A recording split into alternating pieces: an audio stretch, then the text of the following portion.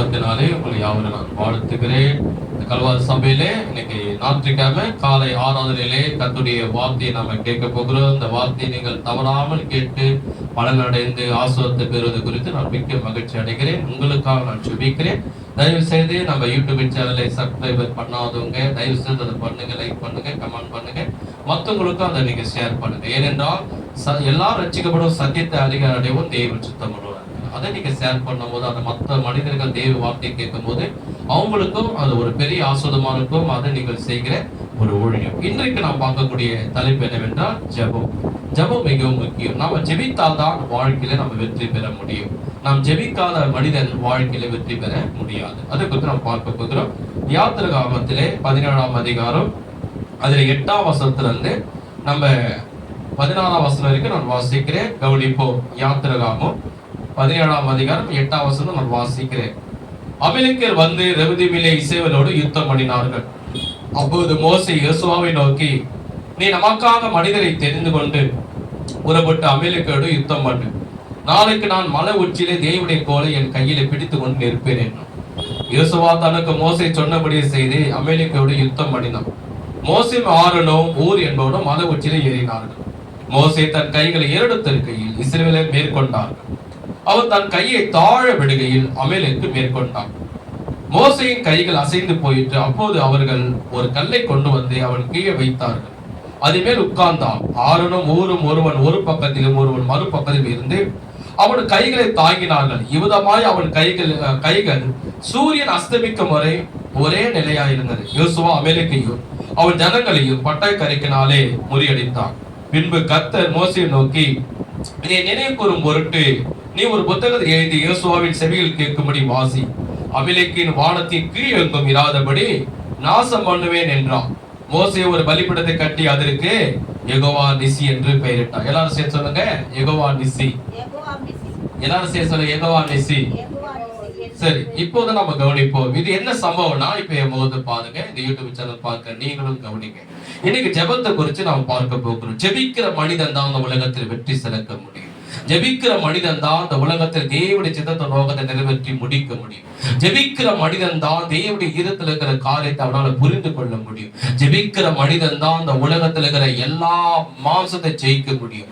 ஜெபிக்கிற மனிதன் தான் இந்த உலகத்தில் பிசாசை ஜெயிக்க முடியும். ஜெபிக்கிற மனிதன் தான் இந்த உலகத்தில் சாத்தான் கொண்டு வருகிற எல்லா சோதனைகளையும் அவன் ஜெயித்து வெற்றி பெற முடியும். என ஜெபிக்காத மனிதன் வாழ்க்கையிலே வெற்றி பெறவே முடியாது. கர்த்தருடைய சித்தத்தை நிறைவேற்றவே முடியாது. அவன் நாமத்தை மகிமைப்படுத்தவே முடியாது. ஜெபிக்கிற மனிதனால தான் எல்லாவற்றையும் அவனால சாதிக்க முடியும். நாமே சொல்லுவோமா? ஜெபம் என்பது எது என்றால், ஒரு மனிதன் நிற்பதற்கு, அவன் ஸ்டெடியா நிற்பதற்கு எது முக்கியம்? அவன் முதுகெலும்பு ரொம்ப முக்கியம். முதுகெலும்பு இல்லைன்னா அவன் கூனியா வளைந்துடுவான். அது போலதான் நம்ம வாழ்க்கையில தேவனோடு பேசுற ஒரு பழக்கம், தேவனோடு பழகுற ஒரு பழக்கம், தேவனோடு உறவாடுகிற பழக்கம், தேவனோடு தனிமையிலிருந்து பேசுகிற பழக்கம் இருந்தாதான் நம்ம இந்த உலகத்திலே ஆவிக்குரிய வாழ்க்கையில எல்லாவற்றிலும் ஸ்டெடியா நிற்க முடியும். எல்லாவற்றையும் நம்ம ஜெயிக்க முடியும். 1000 பிரச்சனைகள், போராட்டங்கள், நிந்தைகள் எல்லாம் வந்தாலும் நம்ம ஜெயித்து வாழ முடியும். ஒரு ஆமே சொல்லுவோமா? ஒரு அல்லையா சொல்லுவோமா? அப்ப ஜெபத்தை கொஞ்சம் பார்க்க போறோம். இஸ்ரவேல் ஜனங்கள் 430 வருஷம் வரைக்கும் எகிப்தில் அடிமையா இருந்தாங்க. எத்தனை வருஷம்? 430 வருஷம். எத்தனை தலைமுறை பாருங்க, கிட்டத்தட்ட 4-5 தலைமுறை ஆகுது.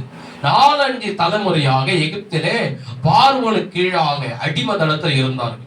3 வேலைக்கு ஒருவர் தான் சாப்பிடுவான். அவன் சம்பளத்தையே அவன் கொடுக்க மாட்டான். இப்படிப்பட்ட வேலை யாரும் செய்த பாத்துக்கிறேன்? சம்பளம் கொடுக்காத ஒரு வேலைக்கு யாராவது போவாங்களா? போக மாட்டாங்க. ஒரு மாசம் 10ஆம் தேதி 5ஆம் தேதி வரலான்னு என்ன பண்ணுவாங்க? உடனே ஓனரை 10 கேள்வி கேட்பாங்க. இவ்வளவு மாசம் வந்து வேலை செய்தேன்னு என்ன சம்பளம் போடாம இருக்கிறேன்னு. 4 தலைமுறை வரைக்கும் 430 வருஷத்துக்கு வேலை செய்யறாங்க. சம்பளமே பார்வோனுக்கு கொடுக்கல. 2வது 3 வேளை சாப்பாடாவது கொடுக்கல. ஒரு வேளை சாப்பாடு கொடுக்கக்கூடியவை. அதுவும் பார்த்தீங்கன்னா அவர்கள் செய்த வேலைனா மிகவும் கடினமான வேலை. எகிப்தில் நீங்க பாத்தீங்க என்றால் வேதம் சொல்லுகிறது, அங்க இருக்கிற ராஜா வாழ்ந்த அரண்மனை, பிரமிடு, இந்த 7 அதிசயத்துல ஒரு அதிசயம் இந்த பிரமிடு, முக்கோணமே நீங்க பார்த்துருப்பீங்க. அதை கட்டினவங்க யாருன்னா இஸ்ரவேலர் தான். ஆனா இவருடைய வாழ்க்கையில தேவனாய் கர்த்தர் என்ன பண்றாங்க? மன்னித்து கொள்ளுங்க, தேவ நோக்கி முறையிடுறாங்க. ஆண்டவரே, எத்தனை நாட்கள், எத்தனை மாதங்கள், எத்தனை வருஷங்கள் நாங்க இந்த அடிமதனத்துல வாழ்வோம், சாப்பாடு இல்லாத கஷ்டப்படுவோம், சம்பளம் இல்லாத கஷ்டப்படுவோம், என் பிள்ளைங்க கஷ்டப்படும். இவன் அடிக்கிற வெயிலில ஒரு மாட்டை போல எங்களை வேலை வாங்குறான். இதுல இருந்து எப்ப நாங்க விடுதலாகுவோம்? இந்த பார்வோன் கடத்தல் விடுதலாகுவோம்? எங்களுக்கு நிம்மதியான தூக்கம் இல்ல, நிம்மதியான சாப்பாடு இல்ல, நிம்மதியான சம்பளம் இல்ல. இதுல இருந்து எங்களை காப்பாற்ற சொல்லி இஸ்ரவேல் ஜனங்க ஆண்டவரை நோக்கி முறையிட்டார்கள். ஒரு நாள் 2 நாள் இல்லைங்க, பல மாதங்கள், பல வருஷங்கள் தேவன் நோக்கி ஜெபித்தார். வேதம் சொல்லுகிறது, நம் தேவன் நம்ம ஜெபத்தை கேட்கிற தேவன். ஆமென் சொல்லுவோமா? சத்தமா சொல்லுவோமா? அல்லேலூயா சொல்லுவோமா? நம்முடைய தேவன் எப்படிப்பட்ட தேவன் என்றால், ஒரு 5 நிமிஷம் ஜெபித்தாலும் கேட்கிற தேவன், 1 மணி நேரம் ஜெபித்தாலும் கேட்கிற தேவன், 1/2 மணி நேரம் ஜெபித்தாலும் கேட்கிற தேவன், 10 நிமிஷம் ஜெபித்தாலும் கேட்கிற. எந்த நேரத்தில் நம்ம ஜெபத்தை கேட்கிற தேவன் தான் நம்முடைய தேவன். அந்த தேவன் என்ன பண்ணாரு? இந்த ஜெபத்தை கேட்டு இவர்கள் படுகிற எல்லா வேதனைகளை கண்டு என்ன செய்தாரு? மோசேவை அழைத்து, மோசே, உன் ஜனங்கள் எகிப்தில் அடிமையா இருக்கிறாங்க, அவர்கள் பெருமூச்சை நான் கேட்டேன், அவங்க ஜெபத்தை நான் கேட்டேன், அவங்க கண்ணீரை நான் கண்டேன். நம்ம தேவன் எப்படிப்பட்டவரே? நம்ம ஜெபத்தை கேட்கிற தேவன். நம்ம தேவன் எப்படிப்பட்டவரே? 2வது, நம்ம கண்ணீரை காண்கிற தேவன். எல்ரோயி, என்னை காண்கிற தேவன். எல்லாம் சேர்ந்து சொல்லுமா, எல்ரோயி, என்னை காண்கிற தேவன், என் கண்ணீரை காண்கிற தேவன். ஆமென். பாருங்க, அப்போ கர்த்தர் மோசேயிட சொல்றாரு, நீ போய் என்னை பத்தி பார்வோன்ட்ட சொல்லு. அந்த பார்வோன் அந்த எகிப்துக்கு பெரிய ஒரு ராஜா. அவங்ககிட்ட நீ சொல்லு, என் ஜனங்களை நீ விடலாக்கி அனுப்பு, இந்த ஜனங்களுக்கு தேவன் இருக்கிறாரு, அந்த வனாந்தரத்தில் இவர்கள் தேவனை ஆராதிக்க வேண்டும், இவர்களை கர்த்தரை தொழுது கொள்ள வேண்டும் சொல்லி என்னை பத்தி நீ சொல்லு அப்படின்னு. மோசே என்ன பண்றாரு? பார்வோன் கிட்ட போய் சொல்றாரு, இந்த ஜனங்களுக்கு வானத்தையும் பூமி உண்டாக்கின ஆபிரகாமின், ஈசாக்கின், யாக்கோபுடைய தேவன் ஒருவர் இருக்கிறார், அவர் என்னோட பேசினார், இந்த ஜனங்களை நீ விடலாக்கி அனுப்பிவிடு, இவர்கள் வனாந்தரத்தில் போய் தேவனை ஆராதிக்க வேண்டும் சொல்லி மோசே ராஜா கிட்ட போய் பேசுறாரு அரண்மனையில. அது ராஜா என்ன சொல்லணும்? அது ராஜா என்ன சொல்லிருக்கணும்? அவர்களை அனுப்ப முடியாது, உன் தேவன் யார், அவருக்கு ஏன் நான் பயப்படணும்? என்னிடத்துல 30 முன்னோர்கள் தேவனுடைய கடவுள் இருக்கிறார், நீ ஒரே ஒரு கடவுளை பத்தி பேசுற, என்கிட்ட 30 முன்னோர்கள் கடவுள் என்கிட்ட இருக்கிறான் சவால் விட்டான். அதுக்கப்புறம் தேவனாய் கர்த்தர் என்ன பண்ணாரு? பார்வோனுக்கு தம்முடைய வல்லமையை காண்பிக்க, தான் யார் என்பதை காண்பிக்க, அவங்க கிட்ட இருக்கக்கூடிய 30 முன்னோர்கள் கடவுளை காட்டிலும் நாம் ஆராதிக்கிற தேவன் எப்படிப்பட்ட வல்லமை உள்ளவர், ஜீவன் உள்ளவர், அதிகாரம் உள்ளவர், அவருடைய ஆற்றலுக்கு ஒப்பாக, அவருடைய சக்திக்கு ஒப்பாக, அவருடைய ஞானத்துக்கு ஒப்பாக, அவருடைய அறிவுக்கு ஒப்பாக, அவருடைய வல்லமைக்கு ஒப்பாக, அவருடைய திறமைக்கு ஒப்பாக, அவருடைய பலனுக்கு ஒப்பாக, வானத்திலே பூமியிலே சமுத்திரத்திலே ஒரு கடவுள் இல்லை என்று காண்பிக்க கர்த்தர் என்ன செய்தார் தெரியுமா?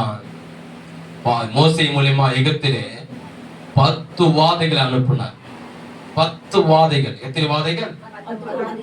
அந்த ஒரு வாதையை கூட பார்வனாலும் மாற்ற முடியல, அவன் கடவுளாலும் மாற்ற முடியல. ஏனென்றால் நாம் ஆராதிக்கிற தேவனுடைய வல்லமைக்கு ஒப்பாக இந்த உலகத்துல ஒரு வல்லமை இல்லை, ஒரு கடவுள் இல்லை. கைகதடி கர்த்தரை நாம் ஸ்தோத்திரம் பண்ணுவோமா? நல்ல கைகதடி ஆண்டவரை ஸ்தோத்திரம். பிற்பாடு தேவனாய் கர்த்தர் இந்த 10 வாதைகளை பார்த்த உடனே பார்வோன் ஒண்ணு புரிஞ்சுது. என்ன புரிஞ்சுதுன்னா, நம்ம தேவர்களையும் நம்முடைய மந்திரவாதிகளை கூப்பிட்டு எல்லாத்தையும் செய்ய பார்க்கிறோம், அட்லீஸ்ட் ஒரு சாதாரண தண்ணி கூட இவங்களால ரத்தமாய் மாற தண்ணி அவங்களுக்கு நார்மலா ஆக்க முடியல. அப்ப நம்ம கிட்ட இருக்கக்கூடிய கடவுளுடைய சக்தியை காட்டிலும், நம்ம கிட்ட இருக்கக்கூடிய மந்திரவாதியுடைய சக்தியை காட்டிலும் இவர்கள் ஆராதிக்கிற தேவன் தான் வல்லமை உள்ளவர், இன்னும் விட்டுட்டா நம்மளே சாகடிச்சிருவார் சொல்லி முதல்ல இந்த இடத்த விட்டு போக சொல்லி அவங்க கிட்ட இருக்கக்கூடிய அவங்க கஷ்டப்பட்ட எல்லா பணத்தையும், 430 வருஷம் கஷ்டப்பட்ட எல்லா பணத்தையும் பார்வோன் கொடுத்தானா, வெள்ளியும் பொண்ணையும் கொடுத்தானா, துரிதமாய் அனுப்பி விட்டானா. கைகதடி கர்த்தரை நாம் மகிமைப்படுத்துவோம். அப்ப இந்த செங்கடலை பிளந்து என்ன பண்றாங்க? இந்த ஜனங்க வெளியே வராங்க. அதுதான் நம்முடைய தேவன். நீங்க பண்ற ஜெபம், நீங்க பண்ற உபவாசம், நீங்க விடுற கண்ணீர் யாருடைய கரத்தலா இருக்கலாம், அவன் எப்படிப்பட்ட ஆளா இருக்கலாம், எப்படிப்பட்ட அதிகாரியா இருக்கலாம், அவங்க கையில இருந்து உங்களுக்கு வர வேண்டிய பணத்தை பிடுங்கி கொடுக்க கர்த்தரால முடியும். உங்களுடைய நிலமோ, உங்களுடைய வீடோ, உங்களுடைய பொருளோ, உங்களுடைய நகையோ, உங்களுடைய சொத்தோ எதுவா இருந்தாலும் அவன் எப்படிப்பட்ட அதிகாரிகளே இருக்கலாம், அவன் கையில இருந்து புடுங்கி கொடுக்க கத்தராலே முடியும். ஒரு ஐயா, நான் ரோட்ல ஒருத்தர் இருந்தாரா, அவருக்கு டிராக்ஸ் கொடுத்து ஏசப்பா பத்தி சொன்னேன். சொன்னோடனே ஐயா சொன்னார், ஐயா எனக்காக சோமனுக்கு அழுதுந்தேன் ரோட்ல பிளாட்பாத்தில் இருக்கு. நான் சொன்னேன், எதுக்காக ஜெபிக்குன்னு நீங்க சொல்லுங்க, அதுக்காக நான் ஜோம் மாட்டேன், ஏன்னா பல பிரச்சனைகளுக்குலாம் அதுக்காக நான் ஜோம் மாட்டேன். அப்ப சொன்ன, ஐயா ஒருத்தன் தண்டல்காரன் வருவான் ஐயா, அவன் சொன்னான், நீ மாசம் மாசம்லாம் கொஞ்சம் கொஞ்சமா என்கிட்ட காசு கொடு, நான் உனக்கு 1 லட்ச ரூபாய் கொடுக்குறேன், நீ எதுக்கு பிளாட்பாத்தில் இருக்கிற, அழகா நீ ஒரு வீடு வாடகை எடுத்துக்கின்னு போய் நீ தங்கலாம்ல அப்படின்னு சொன்னாரையா. சரி, ஆமா, அந்த அடிக்கிற வெயில மழை வந்தாலும் பிளாட்பாத்தை தூங்கணும், வெயில் வந்தாலும் பிளாட்பாத்தை தூங்கணும், இந்த மாதிரி என் துணியெல்லாம் எங்க வச்சுன்னு சொல்லி அந்த செவுத்துல காட்டினார், ஆணியில மாட்டி வச்சுக்கார் பாவு பையன். இப்படி மாட்டி வச்சு அந்த தண்டல்காரன் வருவான், பைக் எடுத்துன்னு வருவான். மாசம் மாசம் நான் என்ன பண்ணுவேன், நான் கஷ்டப்பட்டு காசு மீன் வண்டி ஓட்டி அதுல வர காசெல்லாம் எடுத்து எடுத்து அவருக்கு கொடுப்பேன். எல்லாம் முடிஞ்சிச்சு, 1 லட்ச ரூபாய் ஆயிடுச்சு. அதுக்கப்புறம் அந்த ஆளும் வரல, எங்க போனாலும் தெரியல, போன் பண்ணாலும் எடுக்க மாட்டாரு. அதுக்கப்புறம் ஒரு நாள் திடீர்னு நான் பார்த்துட்டேன், வேற இடத்துல ஒருத்தங்கிட்ட காசு வாங்கிதான் நான் பார்த்துட்டேன். கடகன்னு ஓடி போய், சார் என்ன சார் நீங்க அப்படி எல்லாமே காசை கொடு, நான் 1 லட்ச ரூபாய் உனக்கு தரேன், நீ வீட்டுல இருக்கலாமே வாடகை கொடுத்து சொன்னீங்க. நானும் கஷ்டப்பட்டு வெயில்ல மழையில ஓடி போய் நான் வேலை செய்து காசை கொண்டு வந்து குருவி மாரி சேர்த்து வச்சு உங்ககிட்ட கொடுத்தேன். இப்ப எல்லாம் முடிஞ்சிச்சு. காசு கேட்டா நீங்க ஆளே காணோம், போன் பண்ணாலும் எடுக்க மாட்டீங்கன்னு. என்ன பண்ண சொல்றேன், நான் காசு கஷ்டப்பட்டு உங்ககிட்ட கொடுத்தல சார், அதை 1 லட்ச ரூபாய் நீங்க கொடுங்க, தர முடியாது. என்ன சார் நீங்க இப்படி சொல்றீங்க, நான் எவ்வளவு வேர்வதனி சொல்லி கஷ்டப்பட்டு மீன் வண்டி ஓட்டிக்கின்னு அடிக்கிற வெயில நான் எவ்வளவு பாடுபட்டு குருவிமே சேர்த்து காசு கொடுங்க சார், கொஞ்சமாவது கொடுங்க, நான் ஏதாவது ஒரு வீட்டு வாடகை எடுத்து போவேன். என் மனைவி கூட என்ன பண்ணிட்டாங்க, இது மாதிரி வீடு இல்லாம இருக்கிற, நீ பிளாபத்துல இருக்கிறன்னு அவங்க விட்டுட்டு போயிட்டாங்க. நான் கஷ்டப்படுற ஒரு வீடு எனக்கு இருந்தா நல்லா இருக்கும், கஷ்டப்பட்ட காசை கொடுங்க சார், இப்பாவது ஒரு 50,000 கொடுங்க, அப்புறம் கூட நீங்க கொடுங்க சார்னா அதவே முடியாது. நீ என்ன பண்ற பண்ணி, யார்கிட்ட போய் கம்ப்ளைண்ட் கொடுக்க போடு, யாரை கூட்டணும் கூட்டணும். ஏன், இவங்கிட்ட பணம் இருக்குது, இவங்கிட்ட பொருள் இருக்குது, இவனுக்கு ஆட்களை தெரியும், எல்லாரையும் தெரியும்னு அந்த பெருமையில பேசணும். இவர் எப்படிப்பட்டவரு, ஆளும் கிடையாது, சொந்தக்காரர் கிடையாது, கூட பொண்ணு கிடையாது, மனைவியும் கிடையாது, பிள்ளையும் கிடையாது, பிளாட்பாத்து ரோட்ல இருக்கிறார். அந்த மட்டமான நிலைமையை வந்து இவர் மனசுல புரிஞ்சுக்கிறேன். இவர் நீ யார வேணா கூட்டணுவா, யாருக்கிட்ட நீ பேசு, யாருக்கிட்ட கம்ப்ளைண்ட் பண்ணு, என்ன விட என்ன ஒன்னே பண்ண முடியும், ஏன்னா இவர்கிட்ட பணம் இருக்கிற பெருமை. உடனே நான் சொன்னதுக்காக ஜோம் பண்ணுங்க, ரொம்ப கஷ்டமா இருக்குதியா. நான் சொன்ன உடனே எனக்கு கவலைப்படாது, யார்கிட்டையும் போவாத, யார்கிட்டையும் சொல்லாத, நான் சொல்றேன் ஏசப்பா கிட்ட போட்டு நீ முழங்கால் போட்டு ஜோம் பண்ணு, அவனே ஆட்டோமேட்டிக்கா உன்னை தேடி வந்து உங்ககிட்ட காசை கொடுத்துட்டு போவாங்க. அது போல கூட சர்ச்சுக்கு வந்தாரு, ப்ரேயர் பண்ணாரு. இன்னொரு முறை போய் பார்த்தேன், எப்படியா இருக்கிறீங்க, ஐயா நல்லா ஜோம் பண்றியா, முட்டிக்கால் போட்டு பிளான் படுத்துறேன், ஜோம் பண்றியா, அந்த போறீங்க அந்த சந்தில வச்சுக்கிறேன், கல் செங்கல் கல் வைப்ப இல்லையா, அதோட பைபிள் வச்சுக்கிறேன், போறியா தினிக்க படிக்கிறியா, கவலையே படாதீங்க, நீங்க இழந்து போன பணம் வரும், அத்தர் கொடுப்பாரு. ரொம்ப கஷ்டமாகுதியா, வெயில் வந்தாலும் வெயில் வைக்கணும், மழை வந்தாலும் தூங்கணும், இதனால என் மனைவி கூட நிம்மதியா கூட வரல, போயா ஒரு வீடு கூட எடுத்து வைக்க முடியல, உன் கூட சேர்ந்து பிளாபத்தை தூங்குறாங்க போயிட்டாங்க, ரொம்ப கஷ்டமா இருக்கு, காவலியே பட. அம்மா வயசானுங்க, ஒல்லியா இருப்பான், எலும்பு தோளமா இருப்பான், கவலைப்பட. அவங்கள பார்த்துட்டு ஆர்டர் போய் சொல்லிட்டு என்னால முடிஞ்ச ஒரு சின்ன உதவி கொடுத்துட்டு நான் வருவேன். ஒரு நாள் என்ன பண்ணாரு, திபு சர்ச்சுக்கு வந்தாரு. அது இருக்க கிட்டத்தட்ட ரொம்ப நாள் முன்னாடி திபு சர்ச்சுக்கு வந்தாரு. ஐயோ ரொம்ப சந்தோஷமான விஷயம். என்னையா ரொம்ப சந்தோஷமான விஷயம், உன் மனைவி கூட வந்துட்டாங்களா, அது இல்லையா, இல்ல என்ன சந்தோஷமான விஷயம், நல்ல இடத்துல வேலை கிடைச்சா, அது இல்லையா, என்னையா சந்தோஷமான விஷயம். ஐயா ஒருத்த காசு வாங்க சொன்னலையா, ஆமா. 1 லட்சம் ரூபாய் எத்தனை போனா சொன்னது, ஆமா. அவன் காண வந்தாயா, வண்டி வந்து நிறுத்திட்டு, யோ நைட்டெல்லாம் எனக்கு தூக்கம் வர மாட்டேங்குது, நைட்டெல்லாம் என் மனசு நிம்மதியா இல்ல, ஏதோ பயமா இருக்குது, ஞாபகம் எல்லாம் உன் மேலதான் வருது, முதல்ல உங்ககிட்ட போய் காசை கொடுக்கணும், என் மனசுல எண்ணம் வந்துக்கிட்டே இருக்குது, நைட்டெல்லாம் நிம்மதியா தூங்க முடியல, என்னென்னவோ சாப்பிட்டு தூங்குறேன், இதை சாப்பிட்டு தூங்குறேன், அதை சாப்பிட்டு தூங்குறேன், சாராயத்தை கூட குடிச்சு தூங்குறேன், அப்போ கூட கொஞ்சம் கூட எனக்கு தூக்கம் இல்லை, நினைப்பெல்லாம் உன் மேலேயே வருது, முதல்ல உனக்கு காசை கொடுத்துன்னு ஒரு பயம் எனக்குள்ள வந்துனே இருக்குது, என்னையா பண்ண, என்னையா சரி, அதெல்லாம் மந்திரவாதிகிட்ட போனியா, ஐயா நானே 10 ரூபாய் கஷ்டப்படும், நான் ஐயா அவங்கிட்ட போறேன், எங்கேயோ போலையா, ஏசப்பா சர்ச்சுக்கு போனேன், ஜெபம் பண்ணையா, அவ்வளவுதையா.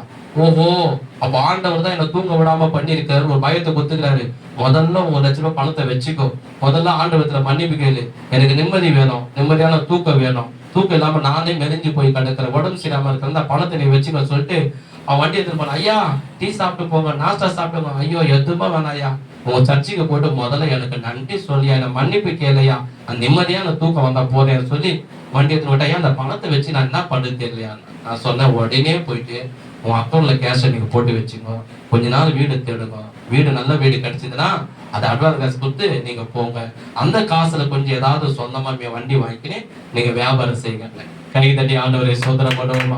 இது உண்மையான சாட்சியா நடந்தது 10 வருஷத்துக்கு. இப்ப நான் பிரசங்கம் பண்ணும் போது ஆண்டவர் எனக்கு அதை ஞாபகப்படுத்தினான். இது போல உங்கள் வாழ்க்கையில சரி, இந்த யூடியூப் சேனல் பாக்குற உங்களுக்கு சரி, நாம் கஷ்டப்படுற காரியம், நம்முடைய சொத்து, நம்முடைய நிலம், நம்முடைய வீடு, நம்முடைய பொருள் எதுவா இருந்தாலும் சரி, அது எந்த சத்துருடைய கரத்துல போய் மாட்டினாலும் நம்ம ஆண்டவரை நோக்கி ஆலயத்தில் ஜெபிக்கும் போது, உபவாசிக்கும் போது, கண்ணீர் விடும் போதே அவன் எப்படிப்பட்ட கொம்பனா இருந்தாலும் சரி, அவன் கரத்துல பிடுங்கி நம்ம கையில கொடுக்க நம் தேவனால முடியும். கைகள் தட்டி கர்த்தரை மகிமைப்படுத்துவோமா. அப்ப இந்த இஸ்ரவேல் ஜனங்கள் என்ன பண்றாங்க, இவர்கள் செங்கடலை கடந்து வந்துட்டாங்க. செங்கடல் கடந்ததெல்லாம் உங்களுக்கு தெரியும், எப்படிப்பட்ட அற்புதம் நடந்தது. செங்கடலை கடந்து இவர்கள் வந்த உடனே என்ன ஆகுது, இவர்களுக்கு யுத்தம் பண்ண தெரியாது, பட்டயத்தை எப்படி பிடிக்கணும் கூட தெரியாது, எப்படி சண்டை போடணும் கூட தெரியாது. ஏன்னா எல்லாத்துக்கும் ஒரு விதமான கலைகள் இருக்குது. இப்ப கூட நீங்க ராணுவத்துக்கு போறதுக்கு முன்னாடி ஒரு மனிதரை கொண்டு போய் டக்குன்னு ராணுவத்துல விட மாட்டாங்க.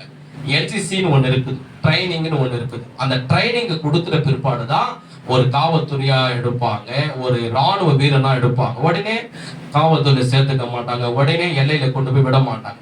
இவர்களும் பட்டயத்தை பிடிக்க கூட தெரியாது, செங்கல்கள் அறுத்துவங்க. யாரும் இந்த இஸ்ரவேலர்கள் இவர் செங்கடல் கடந்த உடனே கர்த்தர் இவங்களுக்கு வாக்குதம் கொடுத்தாரு. என்ன வாக்குதம் கொடுத்தாரு, நீங்கள் பாலும் தேனும் ஓடுற தேசத்துக்கு போங்க. எந்த தேசம்? அந்த தேசத்துக்கு நீங்க போங்க, அந்த இடத்துல ஒரு கஷ்டமும் இருக்காது, நிம்மதியா சாப்பிட்டு நீங்க வாழலாம் சொல்லி அந்த வாக்குதம் பண்ணப்பட்ட கானான் தேசத்துக்கு இவங்க போறாங்க. எத்தனை நாள் இவங்க பிரயாணம் பண்ணாங்களா, வேதம் சொல்லுகிறது 40 வருஷம் பிரயாணம் பண்ணினார்கள். எத்தனை வருஷம்? ஏன்னா இப்ப இங்க இருந்து நம்ம ஒரு ஆந்திராவுக்கு போறோம், ஒரு கேரளாவுக்கு போறோம்னா 1 hourல போயிடுவோமா? போக முடியாது. 3 hour. ஆந்திராவுக்கு போது 3 hour. நான் கேரளாவுக்கு போயிருக்கிறேன், 12 மணி நேரம் நைட் ஏறுவோம், காலைல போயிட்டு வேண்டிய கேரளா தெரியும். டெல்லிக்கு போயிருக்கிறேன் ட்ரெயின்ல, 2 நாள் உள்ள ட்ரெயின் உள்ளே இருக்கணும். நான் போய் 10 வருஷத்துக்கு முன்னாடி நான் போயிருந்தேன், தேவ செய்தி கொடுக்க. அப்ப எதுக்கு சொல்றேன்னா, இவர்கள் கானானுக்கு போற வரைக்கும் 40 வருஷம் பிரயாணம். போகிற வழியில எத்தனை ஊர்கள் வரும், ஒரு ஆந்திராவுக்கு போனா எத்தனை ஊர்கள் வரும், கேரளாவுக்கு போனா எத்தனை ஊரை நம்ம தாண்டி போறோம். அப்ப இவங்க போன உடனே முதலாவது என்ன பண்றான், அமலேக்கு என்ற தேசம். அமலேக்கு என்ன சொல்றான், எங்க வையா இஸ்ரவேலர் போக கூடாது. மோசே சொல்றாரு, நாங்க எந்த பிரச்சனையும் பண்ண மாட்டோம், எந்த வாக்குதம் பண்ண மாட்டோம். உன் வையா நாங்க என்ன பண்றோம், தேவன் எங்களுக்கு கொடுத்த வாக்குதம் உள்ள இடத்துக்கு நான் போறோம், போக கூடாது. உன் தண்ணியெல்லாம் நாங்க ஆடு மாடு குடிக்காது, போக கூடாது. எதையும் நாங்க எடுத்துக்க மாட்டோம், உங்ககிட்ட இருக்கிற பொருளை நாங்க எடுத்துக்கணும், போக கூடாது.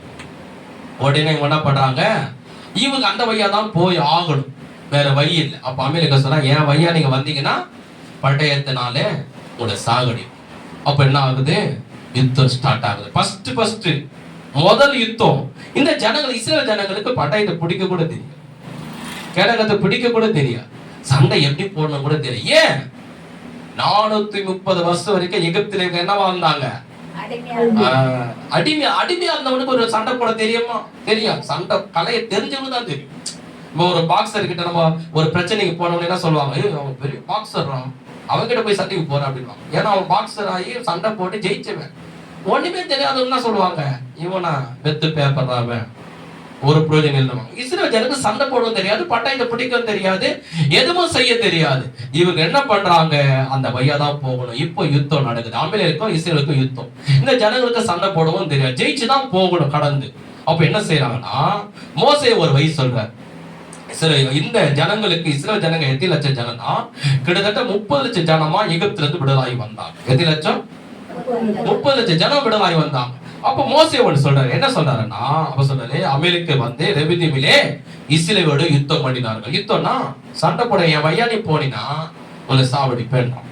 இப்ப யுத்தம் ஸ்டார்ட் ஆகுது. 2வது அவனா சொல்றாரு, அப்போது மோசே இயேசுவை நோக்கி, நீ நமக்காக மனிதரை தெரிந்து கொண்டு புறப்பட்டு அமலேக்கோடு யுத்தம் பண்ணு, நாளைக்கு நான் மலை உச்சியில தேவனுடைய கோலை என் கையிலே பிடித்து கொண்டு நிற்பேன். இயேசுவா சொல்றாரு, கூட இருக்கிறது. மோசே இப்ப என்ன பண்றது, அவன் சண்டை போடுவேன்றான், நம்மள சாகடிப்பேன்றான். ஒன்னே பயப்படாது, மலை உச்சியிலே நான் முழங்கால் படியிட்டு என் கோலை நான் தேவனுக்கு முன்னாடி பிடிச்சு நான் நிக்கிறேன். நீ ஆட்களை தெரிந்து கொண்டு நீ பட தளபதியா இருந்து நீ யுத்தத்தை செய்யன்னு சொல்றாரு மோசே. எங்க மலை உச்சில நான் முழங்கால் போடுறேன், மலை கீழே யுத்தம் நடக்க போகிறது. யோசுவா நீ இறை ஜனங்களை நீ கூட்டி சேர்ந்து தைரியமான யுத்தம் பண்ணுன்றாரு. பிற்பாடு 10ஆம் வசனம் சொல்லப்படி யோசுவா தனக்கு மோசே சொன்னபடியே செய்து அமலேக்கோடு யுத்தம் பண்ணினான். மோசேயும் ஆரோனும் ஊர் என்பவனும் மலை உச்சிலே ஏறினார்கள். இப்ப கவனிங்க, இப்ப மோசே என்ன பண்றாரு? மலை உச்சில முழங்கால் போட்டு கைகளை உயர்த்தி ஜெபிக்கிறார். நம்ம ஜெபம் வேலையை அவங்களுக்கு சொல்லுவேன், முழங்கால் போட்டு ஜெபம். மலை உச்சில அவர் முழங்கால் போட்டு ஜெபிக்கிறார். கீழே யார் இருக்குது? அமலேக்கு யுத்தம் நடக்குது, இஸ்ரவேலரும் யுத்தம் நடக்குது. பட்டயத்தினால ஈட்டினால கேடகத 2 பேரும் யுத்தம் மும்முரமா நடக்குது. இதுக்கு பட தளபதி யாருன்னா யோசுவா. யுத்தம் நடந்து 2 பேருக்குள்ள சண்டை நடக்குது, 2 பேரும் யுத்தம் நடக்குது. மலை உச்சில யார் இருக்குது? கரெக்ட். மோசே என்ன பண்றாரு? முழங்கால் படித்து கோலை தேவனுடைய கோலை பிடித்து கொண்டு நின்று ஜெபிக்கிறார். இப்ப நல்லா கவனிங்க, இந்த அமலேக்கர் என்பது யார் அப்படின்னு நம்ம பார்க்கும்போது பாருங்க 10ஆம் வசனத்துல யோசுவா தனக்கு சொன்ன மோசே சொன்னபடியே கவனிங்க, அமலேக்கோடு யுத்தம் பண்ணினான். மோசேயும் ஆரோனும் ஊர் என்பவனும் மலை உச்சியில் ஏறினான். மோசே தன் கையை ஏறெடுத்திருக்கையில், இந்த வார்த்தையை கவனிங்க, இந்த யூடியூப் சேனல் பார்க்கிற நீங்களும் கவனிங்க, இஸ்ரவேலர் மேற்கொண்டார்கள். இது முக்கியமான வார்த்தை. அவன் தன் கையை தாழ விடுகையில் அமலேக்கு மேற்கொண்டான். எல்லாரும் சேர்ந்து படிங்க, யூடியூப் சேனல் பார்க்கிற நீங்களும் சொல்லுங்க, எல்லாரும் சேர்ந்து சொல்வோம். மோசே தன் கையை ஏறெடுத்திருக்கையில், சத்தமா சொல்லுங்க, இஸ்ரவேலர் மேற்கொண்டார்கள். அவன் தன் கையை தாழ விடுகையில் அமலேக்கன் மேற்கொண்டான். இது ஆழமான அர்த்தம் இருக்கு, இது நல்ல ஒரு வெளிப்பாடு இருக்கு. ஆவியான உங்கள் கண்களை திறப்பாராக. தயவு செய்து என் முகத்தை கவனிங்க. இது என்னன்னா, மோசே மலை உச்சில இருந்து கைகளை உயர்த்தி செபிக்கும் போது என்ன நடக்குது? பூமிக்கு அமலேக்கு இஸ்ரவேலர் சண்டை நடக்கும் போது என்ன பண்றது? இஸ்ரவேலர் எல்லாரும் என்ன பண்றாங்க? அமலேக்கர் ஜெயிச்சுக்கினே வராங்க. அந்த காலத்து யுத்தம்னா ஒருத்தருக்கு இல்ல, அவங்க லட்சக்கணக்கான ஜனங்க, நம்ம லட்சக்கணக்கான ஜனங்க. இஸ்ரவேலர் 30 லட்சம் ஜனம், அவங்க 8 லட்சம் கணக்கிடல. அப்போ மோசே முழங்கால் படியிட்டு ஆண்டவர் நோக்கி ஜெபிக்கும் போது கவனிங்க, இந்த இஸ்ரவேலர் என்ன பண்றாங்க? அமலேக்கை ஜெயிச்சுன்னு வராங்க. அது என்ன அர்த்தம்? அது என்ன வெளிப்பாடுனா, ஆவியானவர் கண்களை திறப்பாராங்க. என் கண்களை திறந்தவர் உங்களுக்கு திறப்பார். என்னன்னா, நம்முடைய வாழ்க்கையில அந்த அமலேக்கர் என்பது யாருன்னா, அவன் தான் சாத்தான். அந்த சாத்தானும் கூட இருக்கக்கூடிய ஜனங்கள் தான் அமலேக்கக்கூடிய ஜனங்கள் இருந்தது போல எபேசியர் 6ஆம் அதிகாரத்திலே 12ஆம் வசனம் சொல்லப்படுகிறது. வானமண்டலத்துல பொல்லாத ஆவிகள், துரோதனங்கள், அதிகாரங்கள், கர்த்தத்துவங்கள், பிரபஞ்சத்து லோகாதிபதிகள், வலுசர்பத்தின் ஆவி, உலகத்தின் அதிபதியாக சாத்தான், பழைய பாம்பாகிய வலுசர்பம், ஏசபெலின் ஆவி, இஸ்டாரின் ஆவி, அஸ்டரோத்தின் ஆவி, இப்படிப்பட்ட பலவிதமான ஆவிகள் சபைகளுக்கு விரோதமாக, விசுவாசிகளுக்கு விரோதமாக, இந்த பூமியில் இருக்கிற எல்லா மக்களுக்கு விரோதமாக கிரியை செய்கிறது. அந்த ஆவிகளை எப்படி நாம ஜெயிக்க முடியும்? சாதாரண ஒரு மனிதனால், அவருடைய ஞானத்தினாலோ, அவருடைய அறிவினாலோ, அவருடைய பலத்தினாலோ, அவருடைய திறமையினாலோ, அவருடைய படிப்பினாலோ, அவருடைய செல்வாக்கினாலோ இந்த உலகத்துல இருக்கிற அதிபதியை சாத்தானோ அவருடைய கிரிகளை ஜெயிக்கவே முடியாது. ஜெயிக்கவே முடியாது. எப்படி ஜெயிக்க முடியும் என்றால், வேதம் சொல்லுகிறது, மோசே முழங்கால் படியிட்டு மலை உச்சியிலே முழங்கால் படியிட்டு தேவனுடைய கோலை உயர்த்தி ஜெபிக்கும் போது இஸ்ரவேலர் என்ன பண்றாங்க? அமலேக்கரை ஜெயிச்சுக்கினே வராங்க, சாகடிச்சுக்கினே வராங்க. கைகதட்டி ஆண்டவரை ஸ்தோத்திரம் பண்ணுவோம். நல்ல கைகதட்டி ஆண்டவரை ஸ்தோத்திரம் பண்ணுவோம். அதே போலதான் உங்க வாழ்க்கையில, உங்கள் வாழ்க்கையிலோ நீங்கள் எப்போ தேவ சமூகத்துல முழங்கால் படிடுறீங்களோ, உங்க வீட்டு உள்ள கதவை சாத்தி முழங்கால் படிடுறீங்களோ, தேவாலயத்துல வந்து முழங்கால் படிட்டு நம்ம பரலோகத்துல தேவனை நோக்கி கைகளை உயர்த்தி ஜெபிக்கிறீங்களோ, அப்போது என்ன நடக்கும்? உங்களுக்கு விரோதமாக, உங்க குடும்பத்துக்கு விரோதமாக, உங்க பிள்ளைகளுக்கு விரோதமாக, உங்க கணவருக்கு விரோதமாக செயல்படுகிற எல்லா துரதனங்களையும், அதிகாரங்களையும், கர்த்தத்துவங்களையும், வானமற்ற பொல்லாத ஆவியிலும், உங்க பிள்ளைகளை அடிமை படுத்துகிற தீமையான அசுத்த ஆவிகளும், குடியில அடிமைப்படுத்துகிற குடிவெறியின் ஆவிகளும், எரிச்சலை உண்டாக்குற ஆவிகளும், சண்டையை உண்டாக்குற ஆவிகளும், பலவீனத்தை உண்டாக்குற ஆவிகளும், ஒரு மனதை குலைக்கிற ஆவிகளும் எல்லாவற்றையும் என்ன பண்ணுவாரு?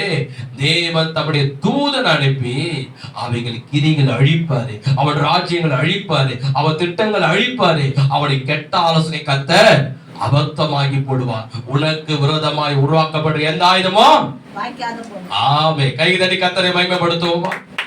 அதுக்குதான் நம்ம சொல்லப்படுகிறது, ஏசப்பா சொன்னாரு, நம்முடைய சீசன்ல பார்த்து கெத்தமன் தோட்டத்துல 1 மணி நேரமாவது விழுத்திருந்து ஜெபிக்க கூடாது. கெத்தமன் தோட்ட கடைசி ஜெபம் அவர் சிலுவையில மரிக்கும் போது அவர் சொன்னாரு சீசர்களை பார்த்து, 1 மணி நேரமாவது ஜெபிக்க கூடாது. எத்தனை மணி நேரம்? எத்தனை மணி நேரம்? இந்த 1 மணி நேரம் எத்தனை பேர் ஜெபம் மாட்டேங்க சொல்லுங்க பார்க்கலாம். என் வீட்டுல நான் 1 மணி நேரம் கரெக்டா ஜெபிக்கலையா? கைகளை வச்சு காண்பீங்க. ஆமே. நம்ம 1 மணி நேரமாவது ஆண்டு சமூகத்திலே நம்ம ஜெபிக்கணும். நம்ம ஜெபிக்கும் போதுதான் சாத்தான் தோற்று போகும். நாம் ஜெபிக்கும் போதுதான் பிசாசின் கிரிகள் அழிக்கப்படும். நாம் ஜெபிக்கும் போதுதான் குடும்பத்தில் சமாதானம் உண்டாகும். நாம் ஜெபிக்கும் போதுதான் தேவ ஆசீர்வாதம் குடும்பத்துல கடந்து வரும். நாம் ஜெபிக்கும் போதுதான் சத்துரு வைத்திருக்கிற எல்லா கண்ணிகளும் தடைகளும் கர்த்தர் உடைத்து போடுவார். நம்ம எப்போ ஜெபிக்க ஆரம்பிக்கிறோமோ அப்போதோ நம்முடைய குடும்பத்துக்கு, நம்ம சபைக்கு, நம்முடைய பிள்ளைகளுக்கு விரோதமாக வருகிற எல்லா தீய சக்தியின் ஆவியை கர்த்தர் தம்முடைய தூதர் அனுப்பி கட்டி பாதாளத்துல துரத்துவார். வேதம் சொல்லுகிறது, மோசே முழங்கால் படியிடும் போது, கைகளை உயர்த்தி ஜெபிக்கும் போது இஸ்ரவேலர் சத்துருவாகி அமீரேற்கிற ஜெயிச்சு வந்தார். சரி, இது சந்தோஷமான விஷயம். அதிலே இன்னொரு நீங்க வார்த்தை பாத்தீங்கன்னா, அவன் தன் கையை தாழ விடுகையில் அமலேக்கு மேற்கொண்டான். எல்லாம் சேர்த்து சொல்லுங்க, மோசே தன் கைகளை தாழ விடுகையில் அமலேக்கு மேற்கொண்டான். அமலேக்கு என்பது யார் சொன்ன? எதிராளி, சத்துரு, இஸ்ரவேலுக்கு விரோதமானவன். வேதம் சொல்லுகிறது, மோசே மலை உச்சியிலே அவர் எங்க முழங்கால் படிட்டு இருக்கார்? பாறையில. சாதாரணமா நீங்க தரையில முழங்கால் படிட்டு நம்ம ஜெபிக்கும் போது ஒரு 10 நிமிஷம் கால ஒரு கழிச்சு பாத்தீங்கன்னா முட்டியெல்லாம் வலிக்கும். ஆமாவா இல்லையா? நான் ஜெபத்துக்கு போவேன், அதிகால ஜெபத்துக்கு கன்னிகாபுரத்துல ஒரு ஐயா என்ன கூப்பிடுவேன். அங்க சுத்தி ஒல்லி பாஸ்டருங்க தான் இருப்பான். 20-30 பாஸ்டர் எல்லாரும் இருப்பான். எல்லாரும் சேர்ந்து ஜெபம் பண்ணுவோம். இப்போ கூட நான் போன வாரம் போயிட்டு வந்தேன். என்னைய கூப்பிட்டேன் அதிகாலையில பெரிய ஜெபம், ஆராதனையில பிரசங்கல ஜெபம். எல்லாரும் பாஸ்டங்க என்ன பண்ணாங்க? முழங்கால் போட்டு ஜெபம் பண்ணேன். நானும் அதுல முழங்கால் போட்டு ஜெபம் பண்ணேன். ஒரு 10 நிமிஷம் கழிச்சு ஒரு ஐயா எழுந்து என்ன பண்ணுவாரு? சேர்ல உட்காந்துப்பாரு. காலவர் கழிச்சு இன்னொரு ஐயா என்ன பண்ணுவார்? எழுந்து நின்னுப்பார். இன்னும் ஒரு 20 நிமிஷம் கழிச்சு இன்னொரு ஐயா என்ன பண்ணுவார்? அப்படியே பொறுமையா ஏறி சேர்ல அப்படி அவரு உட்காந்துப்பாரு. இப்படியே ஒருத்தர் சேர்ல உட்காரும். எனக்கு அது ஏன் உட்காராங்கன்னு எனக்கு புரியும். அது அவங்க விருப்பப்பட்டு உட்காரல, முழங்கால் வலிக்குது. ஆனா எனக்கு முழங்கால் வலிக்க வலிக்க வலிக்க ஒரு வைராக்கியமா முழங்காலே நிற்பேன்.